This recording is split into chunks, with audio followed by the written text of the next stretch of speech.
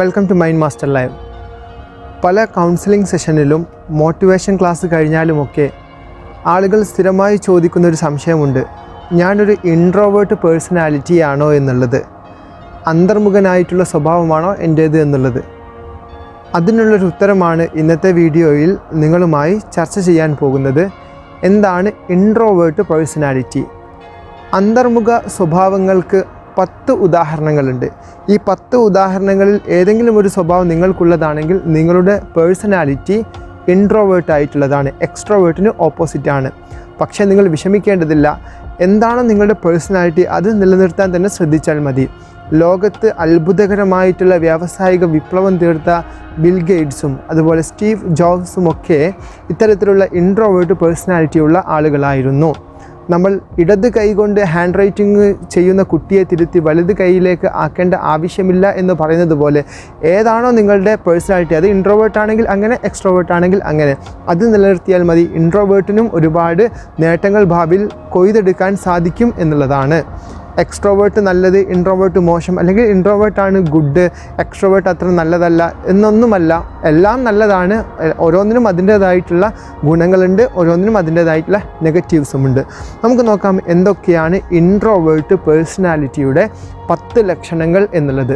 ആദ്യമായി തന്നെ ഇൻട്രോവേർട്ടിൻ്റെ ഒന്നാമത്തെ ലക്ഷണം, ഇവർ ഏകാന്തതയെ പ്രണയിക്കുന്നവരാണ്. ഒറ്റയ്ക്കിരിക്കാൻ ഇഷ്ടം, നിശബ്ദതയെ പ്രണയിക്കുന്നു. ഒറ്റയ്ക്ക് ഭക്ഷണം ഉണ്ടാക്കാൻ, ഒറ്റയ്ക്ക് ഭക്ഷണം കഴിക്കാൻ, ഒറ്റയ്ക്ക് വായിക്കാൻ, ഒറ്റയ്ക്ക് പഠിക്കാൻ, ഒറ്റയ്ക്ക് പെർഫോം ചെയ്യാനൊക്കെയാണ് ഇവർക്ക് ഇഷ്ടം.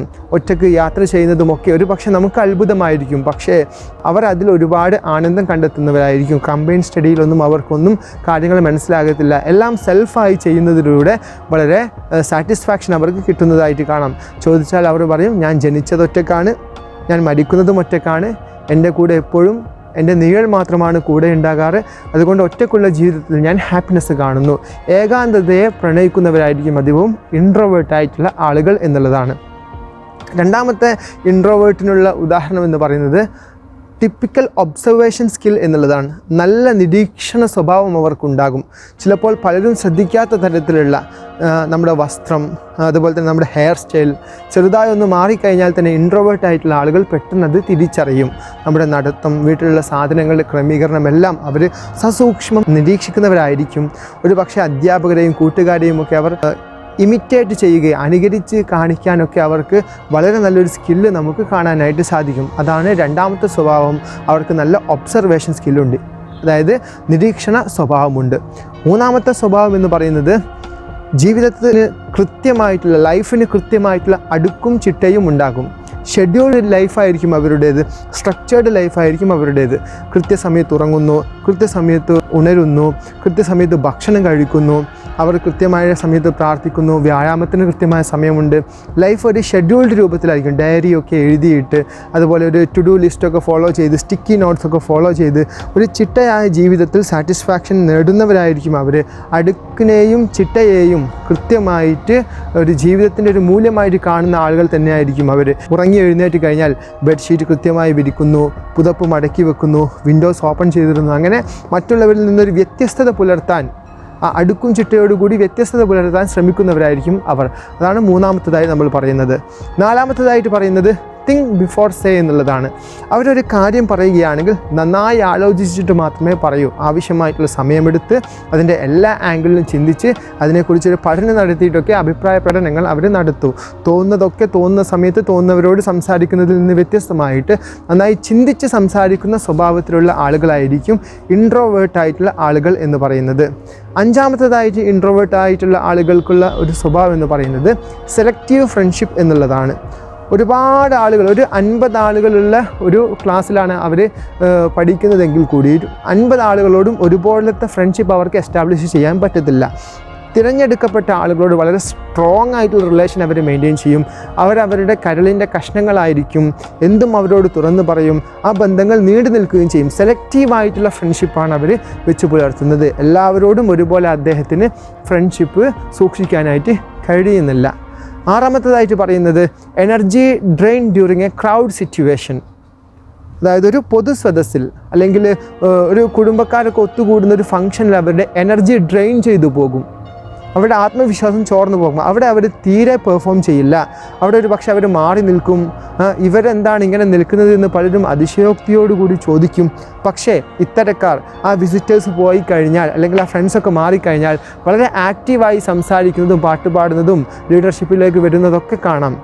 ഒറ്റയ്ക്ക് ഒരു ക്ലാസ് എടുക്കാൻ പറഞ്ഞു കഴിഞ്ഞാൽ വളരെ സ്റ്റൈലിഷ് ആയിട്ട് അവർ പെർഫോം ചെയ്യും. അങ്ങനെ ഒറ്റയ്ക്ക് നിൽക്കുന്ന സമയത്ത് കൂടുതൽ ആക്റ്റീവ് ആകുന്ന ആളുകളാണ് അവർ. ഏഴാമത്തേതായിട്ട് പറയുന്നത് ഇവർ സമാധാനപ്രിയരാണ്. ഇവർ വളരെ സമാധാനത്തെ ആഗ്രഹിക്കുന്നവരാണ്. പെട്ടെന്ന് എക്സൈറ്റഡ് ആകില്ല. അവരെ നമ്മൾ പ്രകോപിപ്പിച്ച് കഴിഞ്ഞാൽ പോലും അവർ പെട്ടെന്ന് എക്സൈറ്റഡ് ആകാത്ത ഒരു സ്വഭാവമാണ്. ഓക്കെ, നല്ല സമാധാനത്തെ ആഗ്രഹിക്കുന്ന ആളുകളാണ് അവർ. എട്ടാമത്തേതായിട്ട് നമ്മൾ അവരെ കുറിച്ചിട്ട് പറയുന്നത് പെട്ടെന്ന് പിടി തരാത്തൊരു തരത്തിലുള്ള പേഴ്സണാലിറ്റി ആയിരിക്കും അവർ. കൃത്യമായിട്ടൊരാൾക്കും അയാളെ നിർവചിക്കാൻ കഴിയില്ല ഇയാളുടെ സ്വഭാവം ഇങ്ങനെയാണ്. ഇപ്പോൾ ഒരു ദിവസം ഒരു സ്വഭാവമാണെങ്കിൽ അടുത്ത ദിവസം വേറൊരു സ്വഭാവമായിരിക്കും. ഇപ്പോൾ ഒരാളുടെ അടുത്ത് തന്നെ എല്ലാ ദിവസവും ഒരേ തരത്തിലായിരിക്കില്ല അയാൾ ബിഹേവ് ചെയ്യുന്നത്. നമ്മൾ പറയും ഒരു പിടി കിട്ടാത്ത ക്യാരക്ടറാണല്ലോ അയാളുടേത് എന്നുള്ളത്. അത് ഇൻട്രോവേർട്ട് സ്വഭാവത്തിൻ്റെ ഒരു ക്യാരക്ടറാണ്. അത് നമ്മൾ എട്ടാമത്തെ സ്വഭാവമായിട്ട് പറയുന്നു. ഒൻപതാമത്തെ ഇൻട്രോവേർട്ട് ക്യാരക്ടർ എന്ന് പറയുന്നത് they have less peer group pressure.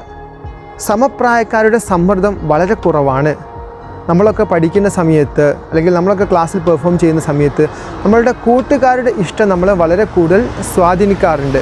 നമ്മളൊരു കോഴ്സ് തിരഞ്ഞെടുക്കുന്ന സമയത്തും അല്ലെങ്കിൽ നമ്മളൊരു യാത്ര തീരുമാനിക്കുന്ന സമയത്തൊക്കെ ഫ്രണ്ട്സ് ഏത് കോഴ്സാണ് എടുത്തത്, അവർ സയൻസിന് പോയിട്ടുണ്ടെങ്കിൽ നമ്മളും സയൻസിന് തന്നെ, അവർ ബിടെക്കാണ് പഠിച്ചതെങ്കിൽ നമ്മളും ബിടെക്ക് തന്നെ, അവർ പോകുന്ന കോളേജിൽ, അങ്ങനെ അവരിടുന്ന വസ്ത്രം, ആ പിയർ ഗ്രൂപ്പ് പ്രഷർ നമുക്ക് വളരെ കൂടുതലായിട്ടുണ്ട്. ചില സമയത്ത് അപകടങ്ങളിലേക്ക് വരെ അല്ലെങ്കിൽ തെറ്റായ കൂട്ടുകെട്ടിലേക്ക് വരെ അത് നമ്മളെ കൊണ്ടെത്തിക്കാറുണ്ട്. ഇൻട്രോവേർട്ട് ആയിട്ടുള്ള ആളുകൾ അങ്ങനത്തെ കാര്യങ്ങളിലൊന്നും യാതൊരുവിധ തരത്തിലുള്ള ബോധേഡുമല്ല എന്നുള്ളതാണ്. അവർക്ക് സ്വന്തം ഇഷ്ടം, സ്വന്തം താല്പര്യം, എല്ലാവരിൽ നിന്നും വ്യത്യസ്തമായ കാര്യങ്ങൾ ചെയ്യുക എന്നുള്ളതാണ്. പിയർ ഗ്രൂപ്പ് പ്രഷർ വളരെ കുറവാണ്. അതായത് ഒമ്പതാമത്തെ ക്യാരക്ടറായിട്ട് നമ്മൾ പറയുന്നത് ലെസ് പിയർ ഗ്രൂപ്പ് പ്രഷർ എന്നുള്ളതാണ്. നിങ്ങൾക്ക് പിയർ ഗ്രൂപ്പ് പ്രഷർ കുറവാണെങ്കിൽ നിങ്ങളുടെ ക്യാരക്ടർ ഇൻട്രോവേർട്ട് ആണ് എന്നുള്ളതാണ്. അവസാനത്തെ പോയിൻ്റായിട്ട് പറയുന്നത് ഫ്ലെക്സിബിലിറ്റി ടു ചേഞ്ച്. മാറ്റങ്ങൾക്ക് വിധേയമാണ്. ഏതൊരു തരത്തിലുള്ള മാറ്റവും അയാളിലേക്ക് നമുക്ക് സന്നിവേശിപ്പിക്കാനായിട്ട് പറ്റും. കാര്യങ്ങൾ പറഞ്ഞു കഴിഞ്ഞാൽ ഉൾക്കൊള്ളുകയും അത് മനസ്സിലാക്കുകയും അവിടെ സംസാരിക്കുകയും അതിനോട് പോസിറ്റീവായിട്ട് പ്രതികരിക്കുകയും ചെയ്ത് മാറ്റങ്ങൾക്ക് വിധേയമാണ്. അയാൾ റിജിഡ് ക്യാരക്ടർ ആയിരിക്കത്തില്ല എന്നുള്ളതാണ്.